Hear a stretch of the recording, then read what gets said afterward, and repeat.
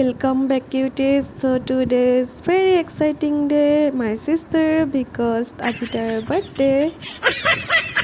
আৰু কেক কাটিঙৰ সময়ত কাটাৰখন হেৰাই থাকিলে most of the time আমি ঘৰতে সেলিব্ৰেট কৰোঁ বা তাইৰ ফ্ৰেণ্ডৰ লগত কৰে কিন্তু মোক পাৰ্টি দিয়া নাই আজিলৈকে আৰু সেই কাৰণে তাইক মই সদায় জুকাই থাকোঁ আৰু আজি ক'লে যে বল এইটো তোৰ বিয়াৰ আগত মোৰ লাষ্ট বাৰ্থডে তো ধুনীয়াকৈ তই কোৱাৰ দৰে সেলিব্ৰেট কৰিম আৰু তাই মোক ক'লে যি খা তই অৰ্ডাৰ কৰ মই ক'লোঁ নাই বোলো তই অৰ্ডাৰ কৰ আজি তোৰ মতেই খাম আৰু তাৰপিছত ধুনীয়াকৈ আমি অৰ্ডাৰখিনি কৰিলোঁ আৰু খানা আহিলে অহা টাইমত সিহঁতৰ বোলে অকণমান শ্বপিং কৰিবলৈ আছে সেইকাৰণে আমি গ'লোঁ বিশালত গ'লেওনো কি হ'ব মোৰ ল'ব লগা একো নাই মানে কি গাইছ মোৰ হাতত পইচা নাই আৰু পইচা নহ'লে কেনেকৈ ল'ম মই নহয় জানো গাইছ